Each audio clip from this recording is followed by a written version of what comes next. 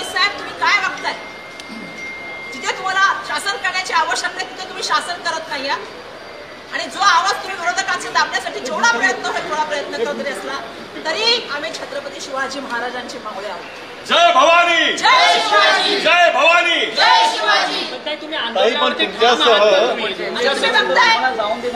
बघा आमच्या सगळ्या कार्यकर्त्यांना 7 वाजल्यापासून प्रत्येक पोलीस स्टेशन मध्ये पकडलेलं आहे. 7 वाजल्यापासून माझ्याकडे फौज फाट आहे. आणि सगळ्यात वाईट गोष्ट अशी की बिल्डिंग मध्ये इतर रहिवासी राहतात, कर्मचारी येत आहेत. तुम्ही आलाय, घरामधली मंडळी माझ्या आली आहेत, त्यांना कोणाला येऊ देत नाहीयेत. असं मी काय केलंय? माझा गुन्हा तरी सांगा. मी त्यांना विचारते माझा गुन्हा सांगा. मी गुन्हेगार आहे का? मी फरारी आहे का?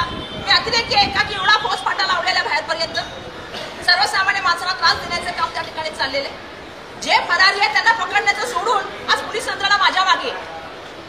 आणि काय तर आम्ही फक्त म्हणतो की देशाचे पंतप्रधान ज्या वेळेला एखाद्या गोष्टीचं उद्घाटन किंवा अनावरण करतात तेव्हा ती गोष्ट व्यवस्थित आहे की नाही बघणं ही त्यांची जबाबदारी आहे. 8 महिन्यामध्ये त्या ठिकाणी आहे आणि त्याची नैतिक जबाबदारी पण घ्यायची नाही, माफी मागायची नाही. ही लढाई आम्ही लढत राहणार. किती आवाज दाबण्याचा प्रयत्न केला तरी चालेल, आम्ही ही लढाई लढत राहणार. तुमच्यासह मुंबईच्या बाहेर जाऊ द्या आम्हाला. मी आता मला तुम्हाला इथपर्यंत आणायला तुम्हाला तुमच्या भेटायला यायला मी किती विनवण्या केल्या. दोष काय? दिल्लीमधले कर्मचारी खाली येतात बिचारा, महिला जायला देत नाही. अनुसर कॅमेरा घ्या मागे. तुमच्यासह मुंबईतल्या अनेक काँग्रेस नेत्यांना ताब्यात घेतलेला आहे, त्यांना होम अरेस्ट केलेलं आहे. कसं बघताय याकडे?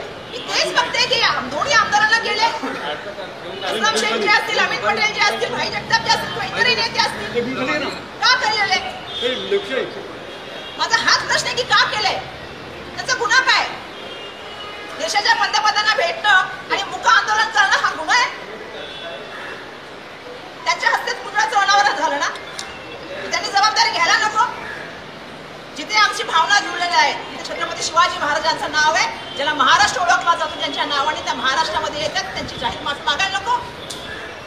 अरे 100 वर्षाचे पुतळे टिकतात.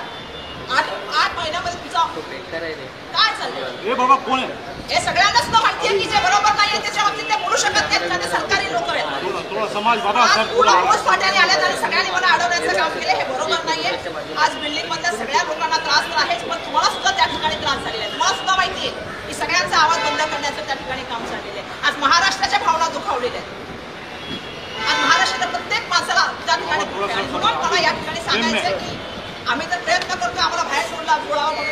मी विनंती पण त्यांना केली, बाबा आम्ही कुठल्याही कायदा सुव्यवस्थेला हातात न घेता शांततेच्या मार्गाने जाऊ इच्छितो. आम्ही तर मुख आंदोलन सांगितले, त्याच्यापेक्षा आम्ही काय केलं पाहिजे ते त्यांनी सांगावं आम्हाला, आम्ही ते पण करू. हिंदी प्रधानमंत्री मोदी से मिलने की मांग रखी थी, पुलिस आसपास दिख रही है. भाई सर नीचे करना है कैमरा. हम बात करना चाहेंगे कि सुबह से हमें और कांग्रेस के सभी नेताओं से मोदी डरता है, जब मोदी डरता है पुलिस को आगे करता है. जय भवानी, जय शिवाजी, जय भवानी, जय शिवाजी.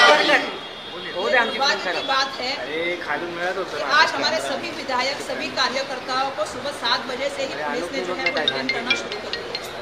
हमने मांग क्या की थी? हमने ये मांग की थी कि महाराष्ट्र के आराध्य देवत, हमारी अस्मिता और हमारा अस्तित्व छत्रपति शिवाजी महाराज जी का स्टैचू की जो विडंबना हुई है, जिसका अनावरण देश के प्राइम मिनिस्टर के हाथों में, दुर्भाग्यवश आपको पता है कि उसकी जो विडंबना हुई, वो जो गिर गया, उसकी नैतिक जवाबदारी देश के प्राइम मिनिस्टर ने भी लेनी चाहिए और महाराष्ट्र की जनता का जो है उन्होंने माफी मांगनी चाहिए. यही हमने कहा और उसके लिए आज हम लोग आंदोलन करने वाले हैं. लेकिन दुर्भाग्यवश हम देख रहे हैं कि सुबह से यहाँ पे पूरा पुलिस का ताका लगा है, जितने भी सीनियर लीडर हैं, जबकि आपको मालूम है जिसने ये स्टैचू बनाया है वो फरार है. बदनापुर की घटना का गुनेगार जो है वो भी फरार है. और ऐसे परिस्थितियों में यहाँ पे आप देख रहे हैं कि हमारी बिल्डिंग के लोगों को कितना तकलीफ हो रहा है. लोग यहाँ पे रुके हैं, उनको काम के लिए जाना है, लेकिन सबको रोक के रखा है. जो फरार है, मैंने इनसे पूछा कि हम कौन से गुनेगार हैं, हमें क्यों फरार से लोगों की तरह.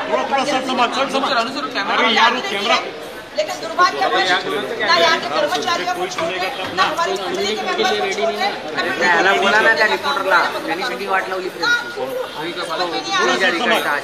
इतना क्यों हमारे प्रति ये है? विरोधक की आवाज दबाने के लिए जितना पुलिस यंत्रणा का इस्तेमाल होता है, इस्तेमाल जो फरार है, जो गुनहगार है, जिसके भ्रष्टाचार हुआ है, उसकी चौकशी के लिए हो, ये मेरी मांग है यहाँ पे। ज्यादा उसका फायदा होगा लोगों को। अमीन पटेल यांना पोलीस स्टेशन मध्ये बसवलेलं आहे. आज मी बघितलं काही नेते आज घरी येत होते भेटायला, त्यांना सुद्धा बसवलेले. काय परंपरा नवीन आगे फोन आहे मोबाईल दुर्दैव अशी परंपरा आहे. काही वाढवण बंदराचं भूमिपूजनासाठी पण आज पंतप्रधान नरेंद्र मोदी जाणार आहेत. तिथे स्थानिकांचा विरोध आहे. खरं तर गाव मच्छीमार कोळी बांधव हे सगळेच आता पंतप्रधान नरेंद्र मोदींच्या विरोधात पालघरमध्ये एकवटलेले आहेत. याचं कारण आहे ना, त्यांनी संसदेचं उद्घाटन केलं, संसद रामलल्लाच्या मंदिराचं उद्घाटन केलं, रामलल्लाचं मंदिर करते. आता तुम्हाला मी सांगितलं छत्रपती शिवाजी महाराज उज्जैन मधला पडला, किती ब्रिज पडले बिहारमध्ये, आणि आपला अटल सेतू. त्यामुळे लोकांच्या मनामध्ये